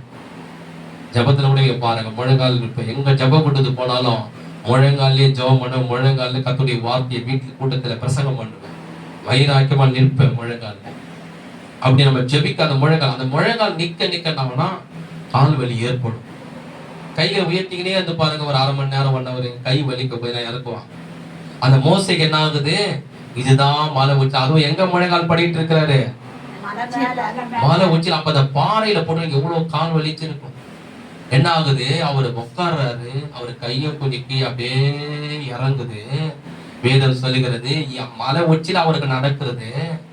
பூமியில அமலேக்கே சத்துரு இஸ்ரவேலரை மேற்கொள்றாங்க. இஸ்ரவேலர் தோற்று போறாங்க. அவங்க யாரு? தேவனுடைய ஜனம், தேவனுடைய பிள்ளை. அவங்க தோற்று போறாங்க. காரணம் என்ன? இவங்க தோற்று போறாங்க, இவங்க சாகடிக்கப்படுறாங்க. யாரு? இஸ்ரவேலர் தோற்று போறாங்க. காரணம் என்ன? வேதம் சொல்லுகிறது பாருங்க, 12ஆம் வசனம். மோசேயின் கைகள் அசைந்து போயிற்று. அப்போது அவர்கள் ஒரு கல்லை கொண்டு வந்து அவன் கீழே வைத்தார்கள். அதன் மேல் உட்கார்ந்தான். ஆரோனும் ஊரும் ஒருவன் ஒரு பக்கத்திலும் ஒருவன் மறுபக்கத்தில் இருந்து அவன் கைகளை தாங்கினார்கள். இவ்விதமாய் அவன் தன் கைகள் சூரியன் அஸ்தமிக்கும் வரை ஒரே நிலையா இருந்தது. ஒரு ஆமென் சொல்லுவோமா? ஒரு அல்லேலூயா சொல்லுவோமா? கவனிங்க, மோசே இந்த இஸ்ரவேல் ஜனங்களை வழிநடத்துறது யாருன்னா யோசுவா. இவர் பாக்குறாரு, என்னடா இது, நம்முடைய ஜனம் இப்பதான் கொஞ்ச நேரம் முன்னாடி ஜெயிச்சது, அந்த எதிராளி எல்லாம் தோற்றுக்கிட்டே வந்தாங்க, நம்ம அவங்கள மேற்கொண்டுட்டே வந்தோம். இப்ப திடீர்னு நம்ம எல்லாம் சாகுறானுங்களே, நம்ம எல்லாம் விழுறாங்களே, இந்த சில பேர் சாகுறாங்க, இந்த சில பேர் சாகுறாங்க, ஒன்னும் புரியலையே என்ன நடக்குது. உடனே என்ன பண்ற? மலை உச்சியில மோசையை பாக்குறாரு. அவரு கை அப்படியே இறங்கி போயிட்டு முழங்கால இல்ல, அவரை உட்காந்துட்டு. அப்ப யோசுவாக்கு ஒண்ணு புரிஞ்சிச்சு. என்ன புரிஞ்சிச்சு? ஆஹா, மோசையால ஜெபிக்க முடியல, அவர் கால் வலிக்குது, அவர் கை வலிக்குது, அவர் ஜெபத்தை நிறுத்தி இருக்கிறாரு.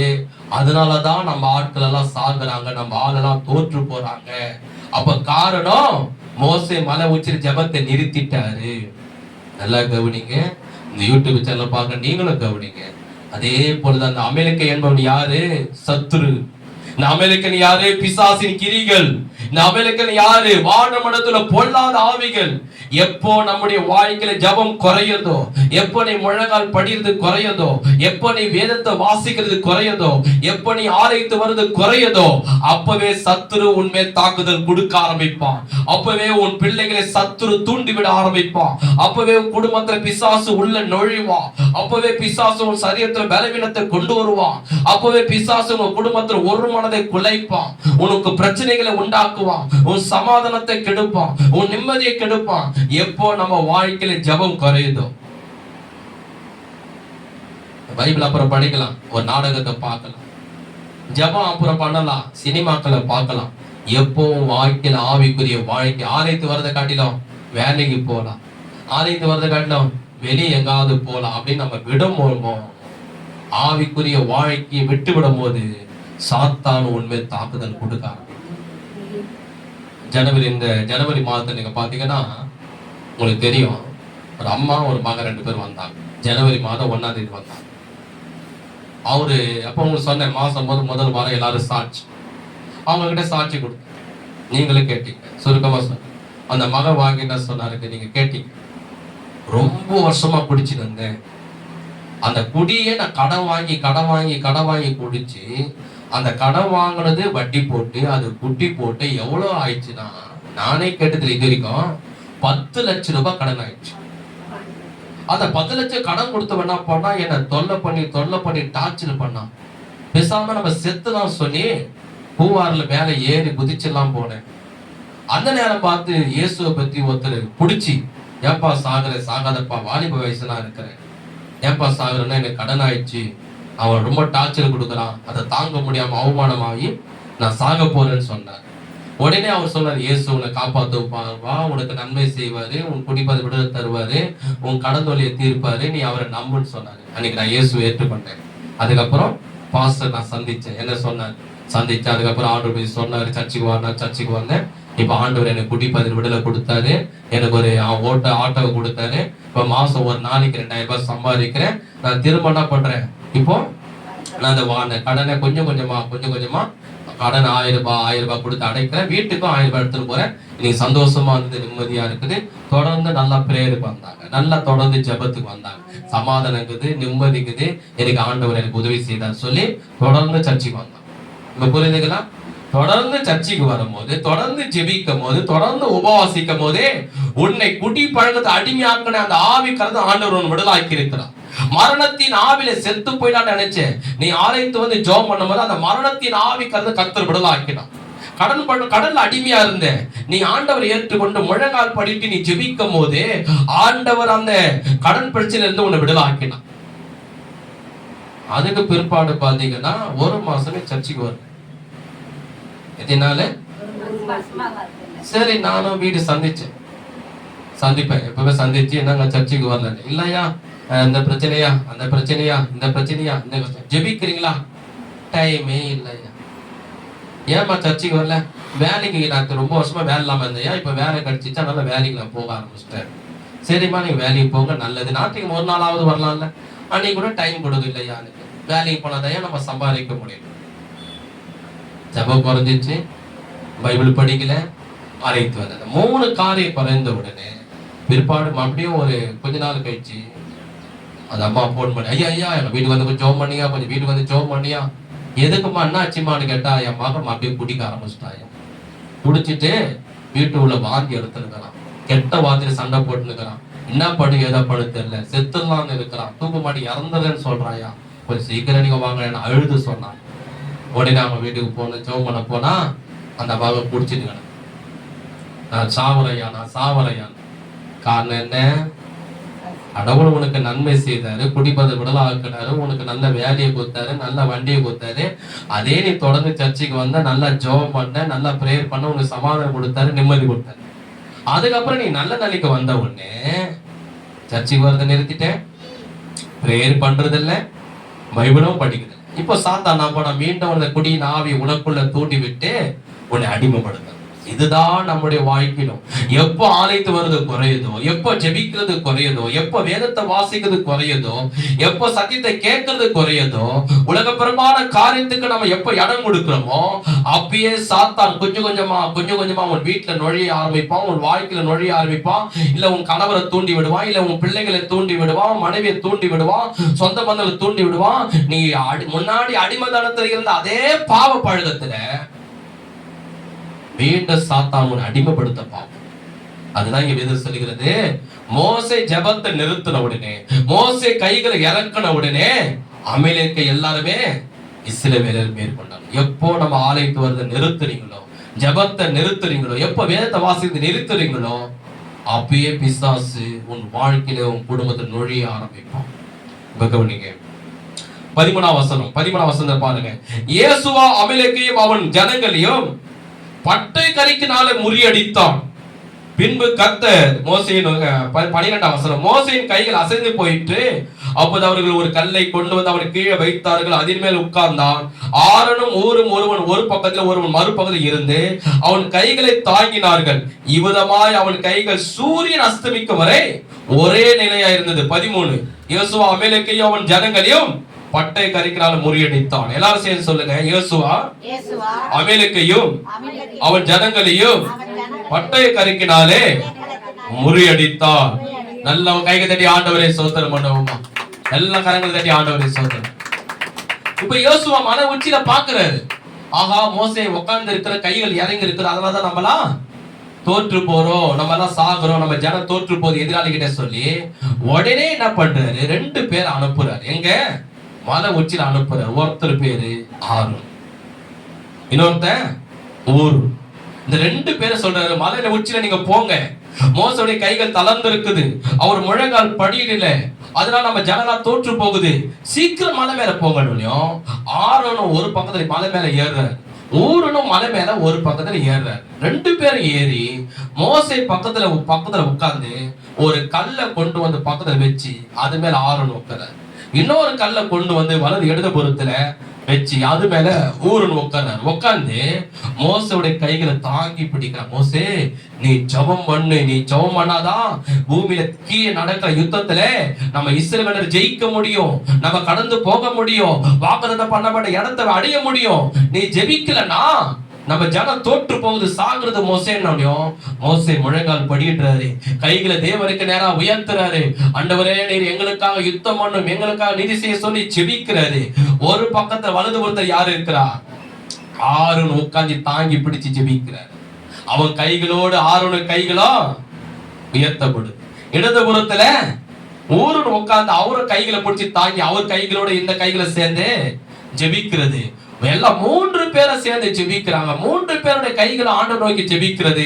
வேதம் சொல்லுகிறது 13ஆம் வசனத்திலே, யோசுவா அமலேக்கையும் அவன் ஜனங்களையும் பட்டை கரிக்கினாலே முறியடித்தான். ஒரு ஆமே சொல்லுமா, ஒரு அல்லேலூயா சொல்லுமா, உச்சாமா சொல்லுமா. வேதம் சொல்லுகிறது அங்கே மலை உச்சியில அவர்கள் ஜெபிக்கும் போது, முழங்கால் படியிடும் போது, 3 பேரை சேர்ந்து கைகளை உயர்த்தும் போது, இயேசுவா இஸ்ரவேலர் அமலேக்கிற ஜெயிக்கிறாங்க, ஜெயம் எடுக்கிறாங்க, எல்லாரையும் முறியடிக்கிறாங்க, எல்லா அமலேக்கு மேலும் ஜெயம் எடுக்கிறாங்க. கைகள் தட்டி ஆண்டவரே நாம் ஸ்தோத்திரம் பண்ணுவோமா? இன்னைக்கு நல்லா கவனிக்க. அதுதான் இன்னைக்கு உங்களுக்கு சொல்றேன். நீங்க மட்டும் ஜெபிக்கிறது மாத்திரமல்ல, வீட்டுல கணவர் இருந்தா கூட சேர்ந்து ஜெபிங்க, இல்ல பிள்ளைங்க இருந்தா அவங்க கூட சேர்ந்து ஜெபிங்க, முழங்கால் படிட்டு ஜெபிங்க. ஒரு ஆலயத்துல கூட போதகர் ஜெபிக்கிறான்னு விட்டுடாதீங்க, கூட நீங்களும் ஜெபிக்கணும், விசுவாசிகளை ஜெபிக்கணும், உடன் ஊழியக்காரர்களை ஜெபிக்கணும். வேதம் சொல்லுகிறது அந்த ஆரோன் என்பவன் யார் தெரியுமா? ஆரோன் என்பவன் யார் தெரியுமா? மோசேயோட அண்ணன். அவர் யாரு? அவர் என்னவா அழைக்கப்பட்டார் தெரியுமா? ஊழியத்துல லேவியராக அழைக்கப்பட்டார். லேவியர் என்பவர் என்ன தெரியுமா? ஒரு ஆசாரியன். யாரு? இந்த ஆரோன் தேவாலயத்துல போய் எல்லா பலிகளை செலுத்தக்கூடிய ஒரு ஆசாரியன் யாருன்னா இந்த ஆரோன். அது எதற்கு அடையாளம் என்றால், இன்னைக்கு பாஸ்டரோடு அவரோட இணைஞ்சு ஊழியக்காரலா இணைஞ்சு ஜெபிக்கணும். இந்த ஊர் என்பவன் யார் தெரியுமா? பக்கத்துல இடது பக்கத்துல ஊருன்னு உட்காந்தாரு இல்லையா, உட்காந்து அவர் கையில போய் தூக்குனார் பாருங்க. அவர் யார் என்றால் இஸ்ரவேல் ராணுவத்தில் இருக்கிற ஒரு போர் சேவகன். ஊர் என்பது யாரு? போர் சேவகன். அது யாருக்கு அடையாளம் என்றால் இன்னைக்கு சபை விசுவாசிகளுக்கு அடையாளம்.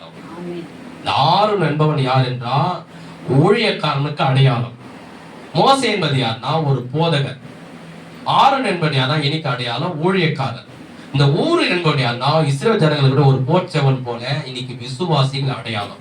அப்போ இந்த 3 பேர் போதகரும் விசுவாசிகள் ஊழியக்காரர் எல்லாரும் சேர்ந்து நாம் ஜெபிக்கும் போது, ஆண்டவர் நோக்கி முழங்கால் பிடிக்கும் போது, அவர் நோக்கி நம்ம கைகளை உயர்த்தும் போது, நமக்கு, நம்முடைய சபைக்கு, நம்முடைய குடும்பத்துக்கு, நம்முடைய பிள்ளைகளுக்கு, எல்லா சபைக்கு விரோதமா வருகிற எல்லா பிசாசின் கிரிகளை என் தேவனாய் கர்த்தர் அதமாக்குவா, நிர்மூலமாக்குவா. அவருடைய ஆலோசனை எல்லாம் கர்த்தர் நிர்மூலமாக்கி போடுவா. கைகள் தட்டி கர்த்தரை நாம் ஸ்தோத்திரம் பண்ணுவோம். நல்ல கரங்கள் தட்டி ஆண்டவரை ஸ்தோத்திரிப்போம். இப்போ ஒரு உதாரணத்துக்கு சொல்றேன். இப்போ உங்க கையில ஒரு தொடப்ப குச்சி கையில கொடுக்குறேன். தொடப்ப குச்சி கையில கொடுக்குறேன். நீங்க இப்படி 2ஆ உடைங்க அப்படின்னு கொடுக்குறேன். உங்களால உடைக்க முடியுமா? முடியாது. உங்களால முடியல இருக்கு. அது தொடப்ப குச்சி. சரி, 20 வயசு பையன் கிட்ட கொடுக்குறேன். உடைக்க முடியுமா? முடியாதா? 10 வயசு உள்ள பையன் கிட்ட கொடுக்குறேன். முடியுமா? முடியாதா? சரி, 5 வயசு பையன் கிட்ட கொடுக்குறேன். ஒரு குச்சி, ஒரே ஒரு குச்சி, நீட்டி குச்சி கொடுக்குறேன். உடைப்பா அப்படின்னு. உடைக்க முடியுமா? முடியாதா? சரி, இப்ப இன்னொன்று கொண்டு வர. ஒரு தொடப்ப கட்டி எடுத்துப்போம். அதுல சும்மா ஒரு தோராயமா கணக்கு எனக்கு தெரியாது 100 குச்சி இருக்கும். இப்போ உங்க கையில கொடுக்குறேன். இப்ப 2ஆ உடைங்க அப்படின்னு சொல்றேன். உடைக்க முடியுமா? முடியாது. 5 வயசு பையனால முடியுமா? 10 வயசு பையனால முடியுமா? 20 வயசு பையனால முடியுமா? 40 வயசு ஆம்பளையால முடியுமா? ஏன் முடியாது? தொடப்ப குச்சி தானே. தொடப்ப குச்சி தானே. தொடப்ப கட்ட தானே. 100 குச்சி ஒண்ணு சேர்ந்து கையில குத்தி இப்படி உடைச்சு பாருங்க. கிட்ட வச்சு இப்படி உடையவே முடியாது. ஏன் அப்படின்னா அந்த 100 குச்சி ஒண்ணு சேர்ந்த உடனே அதோடைய பலன், அதோடைய ஸ்ட்ரென்த் அதிகமா இருக்கும். ஒரு ஆம்பளையோட ஸ்ட்ரென்த்தை காட்டிலும் அந்த தொடப்பு கட்டக்குள்ள இருக்கக்கூடிய ஸ்ட்ரென்த் அதிகமா இருக்கு. அதே போலதான் சபையிலும் சரி, ஊழியத்திலும் சரி, எதிலும் சரி, ஒருத்தர் ஜெபிக்கிறத காட்டிலும் ஊழியக்காரங்க, விசுவாசிங்க, சிறு பிள்ளைங்க, டீனேஜ் பிள்ளைங்க, வாலிப பிள்ளைங்க எல்லாரும் ஜெபத்தை நாம் ஒன்று சேர்ந்து ஜெபிக்கும் போது சாத்தான் எப்படி அந்த தொடர்பு கட்டி உடைக்க முடியாதோ, பிசாசு குடும்பத்தை உடைக்க முடியாது, சபையை உடைக்க முடியாது, உன் வாழ்க்கையை உடைக்க முடியாது, உன் பிள்ளைகளை அழிக்க முடியாது. ஏனென்றால் நீங்கள் ஒருமனப்பட்டு குடும்பத்துல ஜெபிக்கும் போது, சபையில ஜெபிக்கும் போது அதனுடைய வல்லமை சக்தி சாத்தான காட்டில் 1000 மடங்கு பெரியது. கைகள் தட்டி கர்த்தரை மகிமைப்படுத்துவோமா? சாத்தான் ஒன்றுமே செய்ய, ஒரு மனம் எங்க உண்டோ அங்க விடுதலை உண்டு என்று வேதம் சொல்கிறது. கர்த்தருடைய ஆவியானவர் எங்க உண்டோ அங்க விடுதலை இருக்குது. இப்ப நான் இந்த இதெல்லாம் சமையலாம் செய்வாங்க. இந்த பிரியாணி செய்யும் போது பாத்தீங்கன்னா ஒரு கட்டையை போடுவாங்க, கொஞ்சமா அது கூட ஒரு 5 கட்டையை உள்ள போடுவான், அனல் அதிகமா. அது கூட ஒரு 10 கட்டையை உள்ள போடுவான், நெருப்பு அதிகம். இன்னும் கூட ஒரு 20 கட்டையை உள்ள போட்டு பாரு, அதோடைய அனலே அதிகமா. அது போலதான் நம்ம ஐயா நான் அவர் ஜெபம் பண்ணிப்பாரு, செவ்வாய்க்கிழமை வெள்ளிக்கிழமை அவர் ஜெபம் பண்ணிப்பாரு அப்படின்னு நினைச்சு நம்ம ஜெபத்துக்கு வராம நம்ம வீட்லயே இருந்துட்டோமா, வீட்டுல கூட சரி யாரையும் நம்ம கூப்பிடாம நம்ம மாட்டு ஜெபித்தோமா, நம்முடைய வல்லமை இருக்கும், ஜபம் இருக்கும், ஆனா அது கொஞ்சமா இருக்கும். யாரு வீட்டுல இருக்காங்களோ அவங்களை கூப்பிட்டு ஜெபம் பண்ணு. இல்ல உங்க பக்கத்து வீட்டுல யாராவது விசுவாசிக்கிறாங்களா அவங்கள கூப்பிட்டு நீங்க ஜெபம் பண்ணு. ஆலயத்துல செவ்வாய்க்கிழமை பிறகுது, வெள்ளிக்கிழமை பிறகுது, உங்க யூடியூப்ல பாக்குற உங்களுக்கு கூட சரி ஆலயத்துல என்ன ஜெபகுதோ நம்மெல்லாம் கூடி ஜெபிக்கும் போது வேதம் சொல்லுகிறது, ஆதி அப்போஸ்தலர்கள் எல்லாம் ஒருமனப்பட்டு எருசலேம் ஆலயத்திலே மொட்டை மாடியிலே அவர்கள் கூடி ஜெபிக்கும் போதே கர்த்தருடைய ஆவியானவர் வானத்திலிருந்து ஒரு அக்கினி அவர்கள் பலமாய் ஊற்றப்பட்டது. அவர்கள் ஊற்றப்பட்ட உடனே எங்கும் சுற்றி திரிந்து சுவிசேஷத்தை அறிவித்தார்கள். பிசாசுகள் ஓடினது, வியாதிகள் சுகமானது, முடவர்கள் நடந்தார்கள். கர்த்தரே தெய்வம் என்று 3000, 5000, 8000 ஜனங்க ஒரே பிரசங்கத்திலே ரட்சிக்கப்பட்டார். காரணம் அவருடைய ஒரு மனம், காரணம் அவருடைய ஜெபம், காரணம் அவருக்கு மேல ஊற்றப்பட்ட அந்த அபிஷேகம். கைதடி கர்த்தரை மகிமைப்படுத்தும். அந்த ஒரு மனம் இருந்தா போதும், தேசத்தை நாம் அசைக்க முடியும், பிசாசின் கிரிகளை அழிக்க முடியும். வேதம் சொல்கிறது, மாறணும், மோசேவும் ஊறணும், 3 பேரும் சேர்ந்து முழங்கால் படியிட்டு ஆண்டவர் நோக்கி கைகளை உயர்த்தி ஜெபித்தாங்க. வேதம் சொல்லுகிறது யோசுவா அமலேக்கை ஜெயித்தான். அதுக்கப்புறம் பாருங்க, பின்பு கர்த்தர் மோசேயை நோக்கி, இது இப்ப கவனிங்க, முடிக்க போறேன் கவனிங்க. கர்த்தர் என்ன சொல்றாரு பாருங்க, ஜெயிச்சிட்டாங்க. இப்ப கர்த்தர் நான் பேசுறேன் பாருங்க. பின்பு கர்த்தர் மோசேயை நோக்கி, இதை நினைவு கூறும் பொருட்டு நீ ஒரு புத்தகத்தில் எழுதி யோசுவாவின் செவி கேட்கும்படி வாசி. அமலேக்கையும் வானத்திற்கு எங்கும் இராதபடி நான் நாசம் பண்ணுவேன் என்றார். பின்பு மோசே ஒரு பலிபீடத்தை கட்டி அதில் யெகோவா நிசி என்று பெயரிட்டான். அமலேக்கின் கை கர்த்தருடைய சிங்காசனத்துக்கு விரோதமாய் இருந்தபடியால், இந்த வார்த்தையை கவனிங்க, யூடியூப்ல பாக்குறோம், நீங்களும் கவனிங்க. தலைமுறை தோறும் மீண்டும் பாருங்க, தலைமுறை தோறும் அவனுக்கு விரோதமாய் கர்த்தர் யுத்தம் நடக்கும் என்றார். நல்ல கவனிங்க, இங்க இஸ்ரவேல் அமலேக்கை சாவச்சிட்டாங்க, நீங்க செத்துட்டாங்க, தோற்று போயிட்டாங்க, முடிஞ்சு போச்சு. என்ன சொன்னீங்க கர்த்தர்? எப்பா ஜெயிச்சிட்டீங்கப்பா, அவ்வளவுதான், இனிமேல எதிராளி இல்ல, நீங்க காலந்தரிசி போங்க, சந்தோஷமா ஜாலியா இருங்க, நீங்க போய் பாலும் தேரும் நல்லா சாப்பிடுங்க, யுத்தம் முடிஞ்சிச்சு சொன்னீங்களா இல்லையா? ஒரு கிரிக்கெட்ல பாருங்க, ஜெயிச்சுட்டானா பண்ணுவாங்க, எல்லாருக்கும் கொண்டாட்டம். ஃபுட்பால்ல பாருங்க, ஜெயிச்சுட்டானா கொண்டாட்டம். ஆனா கர்த்தர் என்ன திருப்பி பேசுறாரு, அப்பா ஒரு புத்தகத்தை எழுது, இந்த யுத்தம் இதோட முடியாதுப்பா, தலைமுறை தோறும் அமலேக்கினுடைய கை கர்த்தருக்கு விரோதமா இருக்கும். இந்த யுத்தம் இன்னைக்கு மட்டும் இல்லப்பா, கடைசி வரைக்கும் நடக்கும். அப்ப இது யார சொல்றாரு ஆண்டவர்? அமலேக் செத்து போயிட்டான், செத்து போய் படுத்து இருக்கிறான், அவனால ஒரு படையை எடுத்து சண்டை போட முடியுமா? இப்ப கர்த்தர் என்ன சொல்ல வர்றாருங்க, இதான் முக்கியம். இப்ப கவனிங்க, அவன் செத்துட்டான், அமலேக் எல்லாரும் செத்துட்டாங்க, அவன் ராஜா மட்டும் செத்துட்டாங்க. ஆனா கர்த்தர் என்ன சொல்றாருன்னா, திரும்ப சண்டை நடக்கும், தலைமுறையா நடக்கும். அமலேக்குடைய கை எனக்கு விரோதமா இருக்கும், உனக்கு விரோதமா இருக்கும், இந்த சட்டம் இந்த யுத்தம் ஒழியாதுன்றாரு. அப்ப யார சொல்றாரு அப்படின்னு பாத்தீங்கன்னா, இதுதான் சொல்லப்படுது. இதனுடைய ஆவிக்குரிய அர்த்தம் என்றால் இதுதான் சாத்தான். நம்ம முன்னாடியே சொன்ன சாத்தான் கடைசி வரைக்கும் அவனுக்கு இந்த பூமியில மரணம் என்பது கிடையாது, சாவு என்பது அவனுக்கு கிடையாது.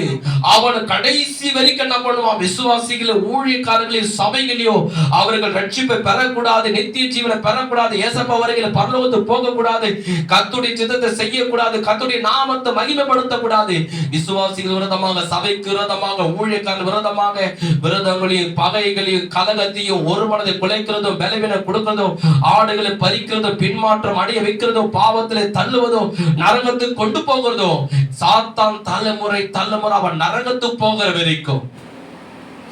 கவனிங்க, நிமிர்ந்து உட்காருங்க, ஏசப்பா வர வரைக்கும் அதை செய்வோம். அதுதான் ஆண்டவர் சொல்றாரு, இந்த யுத்தம் அப்பா இதோட சேர்த்துட்டாங்க, நாங்க ஜெயிச்சிட்டோம் நீ நினைக்காத, இந்த யுத்தம் தலைமுறையால் இது நடக்கும். நம்ம தலைமை நடக்கும், இனிமேல் வரக்கூடிய விசுவாசி தலைமை நடக்கும். ஆனா ஜெயிக்க போறது யாரு? அவர் சொல்றாரு மோசே, யெகோவா நிசின்றார். யெகோவா நிசி என்றால் நம்ம கர்த்தர் நம்ம கூட இருக்கிறதுனால நம்ம தான் ஜெயிப்போம். யுத்தம் நடக்கும், அந்த யுத்தத்துல கர்த்தர் நம்ம ஜெயிக்க வைப்பார். மறுபடியும் யுத்தம் நடக்கும், மறுபடியும் கர்த்தர் யுத்தத்தை நம்மளை ஜெயிக்க, மறுபடியும் யுத்தம் நடக்கும், அந்த யுத்தத்துல கர்த்தர் நம்மள ஜெயிக்க வைப்பார். ஏனென்றா யெகோவா நிசி என்றால் நமக்கு ஜெயம் கொடுக்கிறது. யெகோவா நிசி என்றால் என்ன? யெகோவா நிசி என்றால் என்ன? அதுதான் அந்த மீட்டிங் நடக்கும் போது ஆண்டு சொன்ன, ஆண்டவரே என்கிட்ட பணமும் கிடையாது, என்கிட்ட ஆட்கள் இல்லை, ஒருத்தர் எனக்கு உதவி இல்லை, ஆனா நீ இருக்கிறேன், அது ஒண்ணு எனக்கு போதும். நீர் வார்த்தையை கொடுத்து இருக்கிறேன், ஆலயத்தில் வலதுபுறத்தில் இடதுபுறத்திலும் இடம் கொண்டு பெருவாய். அதே போல மீட்டிங் நான் போடும் போது வலதுபுறத்துல இடதுபுறத்துல ஜனங்க இருக்கணும். இன்னைக்கெல்லாம் மீட்டிங் வந்தீங்க, நம்ம சபை ஆண்டு நடந்தது, ரோடு ஃபுல்லா வலதுபுறத்துல இடதுபுறத்திலும் ஃபுல்லா ஜனங்க வந்தாங்க. அந்த ஜனங்க முடிச்சு மீட்டிங் முடிச்சு 2 நாள் கழிச்சு சில ஊழியக்காரங்க நம்ம சபைக்கு வந்தாங்க. அவங்க கேட்டாங்க, ஐயா இவ்வளவு பேர் வந்தாங்க இல்லையா, இவ்வளவு பேர் ஊழியக்காரங்களான்னு கேட்கிறேன். நான் சொன்னேன், ஐயா என்னுடைய ஊழியக்காரங்க 20 பேர் இருக்கிறாங்க, 30 பேர் இருக்கிறாங்க, ஆனா ஊழியக்காரங்க வரல, எல்லாம் விசுவாசியாங்க. என்னையா விசுவாசியா இவ்வளவு பேர் இருந்தாங்க? ஆமையா அப்படின்னு கைக்கு தண்ணி கர்த்தரை மகிமைப்படுத்துவோம். நம்பவே முடியல ஐயா அப்படின்னாரு. காரணம் நான் அல்ல, அவரை நம்பினேன், அவரை நோக்கி பார்த்த, ஆண்டவரே நான் உன்னை நம்பி ஊழியம் செய்றேன், நான் வெட்கப்பட்டு போகாதபடி நீ செய்ய ஆண்டவர் என்ன, நான் வெட்கப்பட்டு போகாதபடி கர்த்தர் செய்தாரு. இதுலயே மேலான காரியம் தருமா, ஒவ்வொரு நாளும் மீட்டிங் நடக்கும் போதெல்லாம் ஒருத்தர் என்ன சொல்லு, ஒரு குடும்ப பிரச்சனையா எழும்பும், ஒரு குடும்ப பிரச்சனையா எழும்பும். மீட்டிங் போடும் போதெல்லாம் நான் என்ன பண்ண தெரியுமா, ஆண்டவரே தானியேல் சிங்க கேபில இருந்தாரு, அந்த சிங்க கேபில அவரை சுத்தி என்ன இருந்தது, சிங்கங்கள் இருந்தது. தேவ தம்முடைய தூதர் அனுப்பி சிங்கத்தின் வாயெல்லாம், அதே போல இந்த இடத்துல எதுவும் கெச்சிக்காதபடி, வாயை திறக்காதபடி நீ ஒரு தூதர் அனுப்பி வாயை கட்டி போட ஆண்டவரே ஜெபம் பண்ண. ஒருத்தரும் வாயை திறக்கல. சர்ச் வழி எப்படி நான் நடத்திக்கலாம், ஆனா ரோட்ல நடத்த முடியாது. எவ்வளவு கஷ்டம்னு எனக்கு தெரியும், நடத்துறவங்களுக்கு அது தெரியும். ஆனா 1000 பிரச்சனைகள் ஆண்டவர் என் கூட இருந்தாரு, எல்லாவற்றையும் நடத்தினாரு. ஒருத்தரும் வாயை திறக்க. 1க்கு 2 ஜீப் வந்தது, 1க்கு 2 ஜீப் அது. சொன்னாங்க, ஐயா சார் நல்லா நடத்துறீங்க, நல்லா ஆஸ்வாதமா நடத்துறீங்க, கூட்டமா நடத்துறீங்க, ரொம்ப சந்தோஷம் ஐயா சார், ரொம்ப சந்தோஷம். ஆனா எங்களுக்கு கொடுக்க வேண்டியதை கொடுத்துருங்க சார். எனக்கு தெரியும் சார் சொல்லிட்டு அவங்களுக்கு கொடுக்க வேண்டியதை நான் கொடுத்தேன். பாருங்க கவனிங்க. அதுக்கப்புறம் 2 ஜீப்பும் அமைதியா போனாங்க. சார் எதனா ஒரு பிரச்சனைனா எனக்கு கால் பண்ணுங்க, ஆட்டோமேட்டிக்கா நாங்க வரோம். ஒரு பிரச்சனை இருக்காது, நீங்க வரவே வேண்டியதில்லை. கர்த்தர் ஒருத்தர் இருக்கிறாரு, அது எனக்கு போதும். நம்ம மீட்டிங் அட்வொகேட் வந்திருந்தார், சென்னை ஹைகோர்ட்ல இருக்கிற அட்வொகேட் வந்தார். அவர் சொன்னார், ஐயா ஏதாவது ஒரு பிரச்சனை எனக்கு சொல்லுங்க, நான் கேஸ் கொடுக்குறேன். நான் சொன்னேன், நீங்க உக்காந்து சத்தியத்தை மட்டும் கேளுங்க, கர்த்தர் என் கூட இருக்கிறாரு. காவல்துறை உதவியே எனக்கு வேண்டாம், நீங்க சொன்னது நல்லது, அட்வொகேட் உதவியே நல்லது, ஆனா என் கர்த்தர் என் கூட இருக்க வரைக்கும் ஒரு நாவனை அசைக்காது. அசைச்சாலும் என் தலைமுடியை கூட அசைக்க முடியாது. நான் கர்த்தர் என்னோடு இருக்கிறார். இந்த மீட்டிங் ஆஸ்வதிப்பா, ஜெயத்தை கொடுப்பா, எல்லா தேவை. அன்னைக்கு வளர்ந்த ஒரு பெரிய ஊழியக்கார் வந்திருந்தாரு. அவர் சொன்னார், ஐயா மீட்டிங் எல்லாம் முடிஞ்சு எப்படியா அந்த பணத்தை சந்திச்சது, நீங்க ஆண்டவருக்காக 3 நேரம் ஊழியம் செய்றீங்க, எல்லா தேவையில சந்திக்கப்படுதான். கடைசியாக ஒரு வார்த்தை கேட்டேன். நான் சொன்னேன், ஐயா எல்லாவற்றையும் ஆண்டவர் சந்திச்சேன், ஒரு குறை ஆண்டவர் எனக்கு வைக்கல. கைக்கு தட்டி கர்த்தரை மகிமைப்படுத்துவோமா. ஒரு குறை இல்லாத ஆண்டவரே நடத்தினாரு. எனக்கு ஒரு தேவையில் ஆண்டவர் எல்லா தேவையை சந்திச்சாருன்னு ஆண்டவர் ரொம்ப சந்தோஷப்பட்டு போனார். எதுக்கு இதை சொல்றேன்னா, யெகோவா நிசி நமக்கு ஜெயம். எப்பவுமே நீங்க தோல்வி அடையும் போதுல வாயத்தோம் என்ன சொன்னோம், யெகோவா நிசி. நீங்க தோல்வி அடையும் போதுல என்ன சொன்னோம், யெகோவா நிசி. யெகோவா நிசி என்றால் என்ன, நமக்கு ஜெயம் கொடுக்கிற தேவன். யெகோவா நிசி என்றால் பழைய ஏற்பாடுல இருக்கிற கிரேக்க மொழி. அது முதல்ல இஸ்ரவேல் ஜனங்கள் பேசுற கிரேக்க மொழி, எபிரிய வார்த்தை. மன்னித்துக்கொள்ளுங்க, எபிரிய வார்த்தை யெகோவா நிசி. அதோட தமிழ் வார்த்தை தான் யெகோவா நிசி. அவங்க மொழியில சொன்னது கிரேக்க மொழியில, அந்த எபிரிய மொழியில சொன்னாங்க யெகோவா நிசின்னு சொன்னாங்க. நம்ம வார்த்தையில வெற்றி கொடுக்கிற தேவன். அல்லேலூயா, அல்லேலூயா. நல்ல கைதட்டி ஆண்டவரை ஸ்தோத்திரம் பண்ணுவோமா. அதுதான் நம்ம சொல்லுகிறது, பாடுகிறது அருமையான பாடல். யெகோவா நிசி